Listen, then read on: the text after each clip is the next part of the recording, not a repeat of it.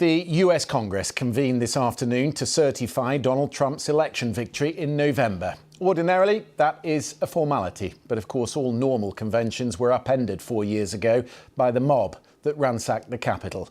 There was no hint of a repeat this time. Unlike Trump 4 years ago, Kamala Harris was not disputing the result. And unlike Republicans in the aftermath of the 2020 election, Democrats made a point of not challenging the count.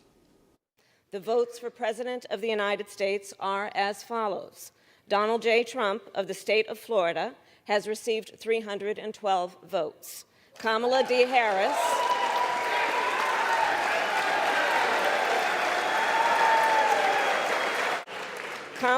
Harris of the state of California has received 226 votes. A much calmer, less death-defying experience for the Vice President than 4 years ago. The contrast between the two January 6 events could hardly have been starker. Not all Vice Presidents have presided over the count, and this cannot have been easy for the losing candidate. But Kamala Harris said she viewed it as a sacred obligation to the Constitution. As we have seen, our democracy can be fragile, and it is up to then each one of us to stand up for our most cherished principles and to make sure that in America, our government always remains of the people, by the people, and for the people. With us tonight, the Democrat Zoe Lofgren, representative for California's 18th district. She also, of course, served on the select committee that investigated the January 6 attacks. Congresswoman, good to have you with us on the programme. You must have had your thoughts today about where you were 4 years ago and what you and your colleagues went through.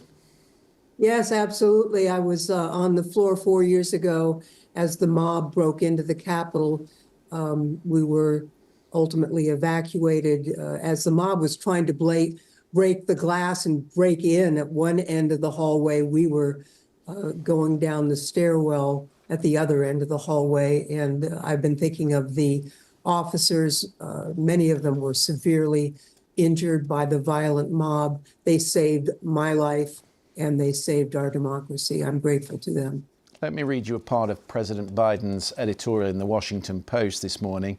To tell us we didn't see what we all saw with our own eyes, to dismiss concerns about it as some kind of partisan obsession, to explain it away as a protest that just got out of hand. This is not what happened. It must infuriate you that it's been whitewashed in some circles by Republican colleagues who were on the floor today, who 4 years ago were condemning the role that Donald Trump had played in it. Absolutely. I mean, the same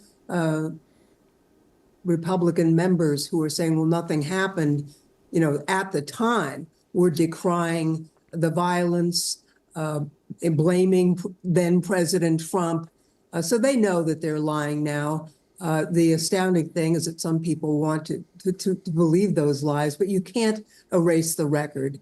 One of my colleagues just posted an absurd remark about how it was just a little peaceful protest. I didn't make any comment. I'm just going to post a little video of the mob attacking the police that day. You can't unwind the truth. That's what happened. And yet the Speaker, Mike Johnson, said this yesterday: the January 6 Select Committee manipulated and destroyed evidence, created a fake, phony narrative, all to try and hurt Donald Trump. Be assured of this, he adds, House Republicans will continue our investigation into this corrupt committee, and it will be fully funded so it can continue next Congress. Are you ready for a fight? Well, he's sucking up to Trump. The House Democrats in the House Administration Committee issued a report just today. All of the things that he said are just false. No evidence was disposed of. In fact, anybody can go to the government printing office website, and there's, terabytes of evidence posted there, including the video of the attack and the transcripts of the interviews and on and on and on. So, they're doing the best they can to please Donald Trump. He was reelected. I didn't support him and I don't respect him, but I do respect our democratic process. He was elected, and we, as we should have, certified that election today, counting the electoral counts. But it doesn't make him a decent man or an honest man. What does it mean, though, for you this next 4 years? If they are going to investigate you on committees, if they're going to come after you through the Department of Justice, presumably they're going to tie you up in all sorts of legal affairs, which could be costly.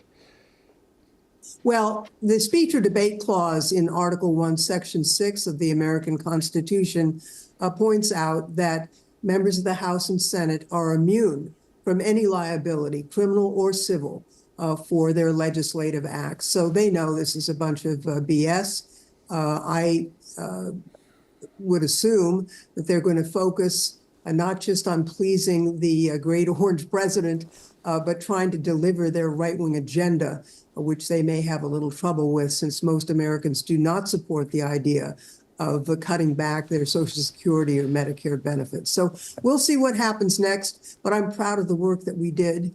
I'm not proud of what then President Trump did, and I'm not proud of my colleagues who are willing to lie for him today. What about your countrymen who voted for him? How do you reconcile that? He lied about the voting machines, the election workers, the countless allegations of fraud that never happened. His lawyers have been sanctioned. He's been disciplined or disbarred.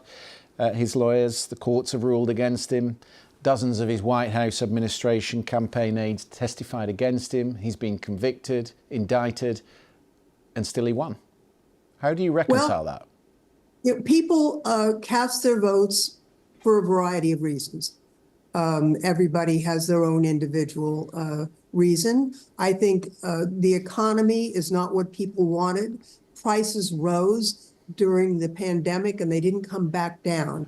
And that's really put a tremendous financial strain on many American families. And I think that was top of mind for many voters. You know, I don't agree with this election, but I respect the right of American voters to make their choice. And they did make their choice. They chose him. He will be the president, and we'll see what happens next. Congresswoman, good of you to come on the programme. Thank you.